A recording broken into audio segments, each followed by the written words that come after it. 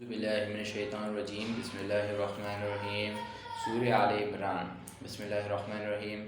اللہ کے نام سے جو بڑا مہربان اور نہایت رحم والا ہے۔ آیت نمبر 1 میں اللہ تعالیٰ فرما رہے الف لام میم، اس کا مطلب تو اللہ اور اس کا رسول ہی بہتر جانتے ہیں۔ آیت نمبر 2 میں اللہ تعالیٰ فرما رہے اللہ ہی ہے جس کے سوا دوسرا معبود کوئی بننے کا حقدار نہیں، وہی ہمیشہ زندہ ہے اور وہی ساری چیزوں کا قائم رکھنے والا ہے۔ آیت نمبر 3 میں اللہ تعالیٰ فرما رہے اللہ ہی نے آپ پر حق کے ساتھ یہ کتاب قرآن بھیجی ہے جو کنفرم کرتی ہے ان کتابوں کی جو اس سے پہلے نازل ہو چکی ہیں۔ آیت نمبر 4 میں اللہ تعالیٰ فرما رہے اور اس کے قبل تورات اور انجیل کو بھیجا تھا لوگوں کی رہنمائی کے لیے، اور اللہ ہی نے معجزات بھیجے تھے، بلا شبہ جو اللہ کی آیت کو نہیں مانتے ان کے لیے بڑا سخت عذاب ہے اور غلبے والے اور بدلہ لینے والے ہیں۔ آیت نمبر 5 میں اللہ تعالیٰ فرما رہے یقیناً اللہ سے کوئی چیز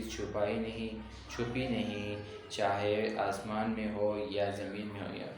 آیت نمبر 6 میں اللہ تعالیٰ فرما رہے وہی ہے جو رحم یعنی ماں کے پیٹ میں تمہاری صورت شکل بناتا ہے جس طرح چاہتا ہے، اس کے سوا کوئی بندگی کے لائق نہیں، وہ ہی زبردست اور حکمتوں والا ہے۔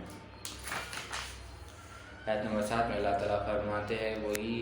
تو ہے جس نے رسول پر یہ کتاب نازل فرمائی، اسی کا ایک حصہ ہے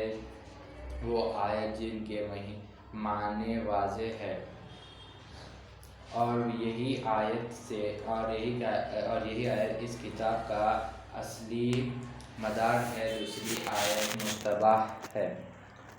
تو جن لوگ کے دل میں کجی ہے وہ متشابہات پر اپنی مرضی کے مطابق عمل کرتے ہیں اور ان کو معنی پہنانے کی کوشش کرتے ہیں تاکہ فتنہ برپا کرے، حالانکہ اصلی معنی کی خوب جانتے ہیں اور علم میں ماہر۔ وہ تو یہی کہتے ہیں کہ ہم ایمان لے آئے سب پر جو ہمارے رب کی طرف سے ہے، اور نصیحت تو عقل والے ہی قبول کرتے ہیں۔ آیت نمبر 8 میں اللہ تعالیٰ فرماتے ہیں اے ہمارے رب تو ہمارے دلوں میں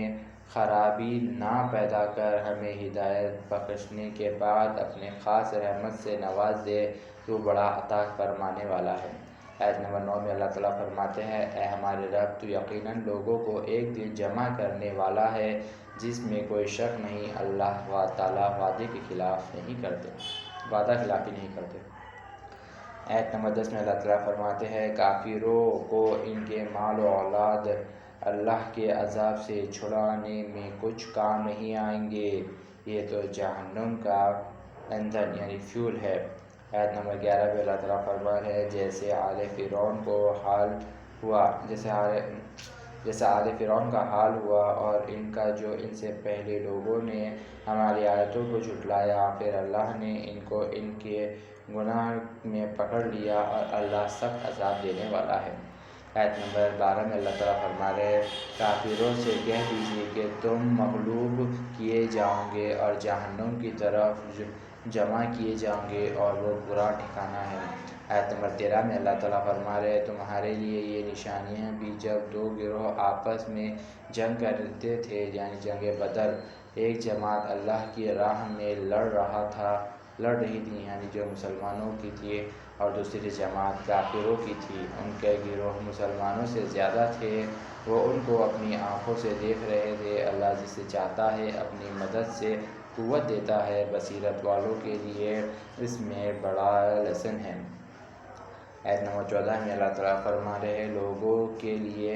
مرغوب چیزوں کی محبت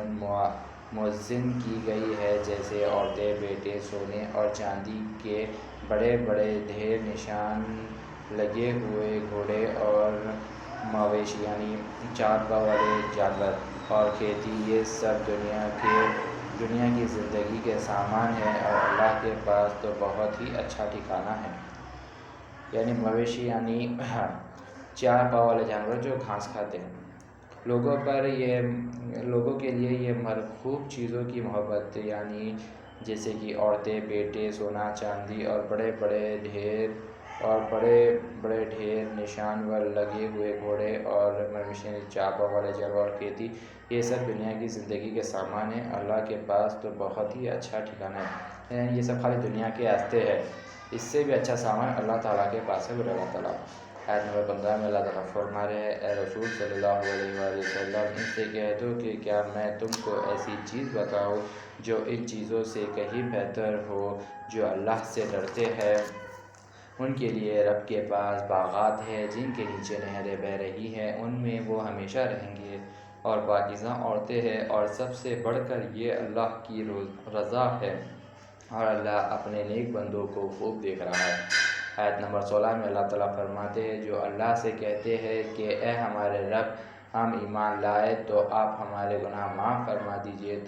اور دوزخ کے عذاب سے بچا لیجئے، یہی مصیبت میں صبر کرتے ہیں اور سچے بولتے ہیں اور عبادت میں لگے رہتے ہیں، اللہ کے راستے میں خرچ کرتے ہیں، اوقات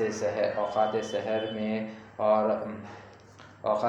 میں اور رات کے پچھلے پہرے میں گناہوں کی معافی مانگتے ہیں، یعنی تہجد میں، اور اوقات سے مطلب عصر کے ٹائم سے پورا دن اور رات کے پچھلے سے یعنی 3-4 بجے قریب اللہ تعالیٰ سے معافی مانگتے ہیں۔ آیت نمبر 18 میں اللہ تعالیٰ فرماتے ہیں، اور اللہ تو اسی کی گواہی دیتا ہے جو اس کے سوا کوئی عبادت کے لائق نہیں، اور فرشتے اور علم والے بھی گواہی دیتے ہیں، وہی حکم ہے انصاف کا، اس کے سوا کوئی معبود نہیں جو زبردست ہے اور حکمت والا بھی ہے۔ آیت نمبر 19 میں اللہ تعالیٰ فرماتے ہیں، بے شک اللہ کے نزدیک دین اسلام ہی ہے، اور اہل کتاب کا اختلاف تو ایک دوسرے سے آگے بڑھ جانے کے سبب ہے، حالانکہ ان کو توریت اور انجیل سے بتا دیا تھا۔ جو شخص اللہ کے احکام سے انکار کرتا ہے، اللہ بہت جلد اسے حساب لے گا۔ آیت نمبر 20 میں اللہ تعالیٰ فرماتے ہیں، پھر بھی اگر یہ آپ سے حجتیں کرتے ہیں تو آپ کہہ دیجئے کہ میں تو اپنا رخ اللہ کی طرف کر چکا ہوں، اور میرے کو میری پیروی کرنے والے بھی، اور اہل کتاب اور مشرکین عرب سے کہہ دیجئے کہ کیا تم بھی ایمان لاتے ہو؟ سو اگر وہ اسلام قبول کر لے تو وہ سیدھے راستے پر ہو جائے، اگر وہ روگردانی کرتے ہیں تو آپ کے ذمے تو صرف پہنچا دینا ہے، بس اللہ خود اپنے بندوں کو دیکھ رہا ہے۔ صدق اللہ العظیم و صدق مولانا رسول الکریم۔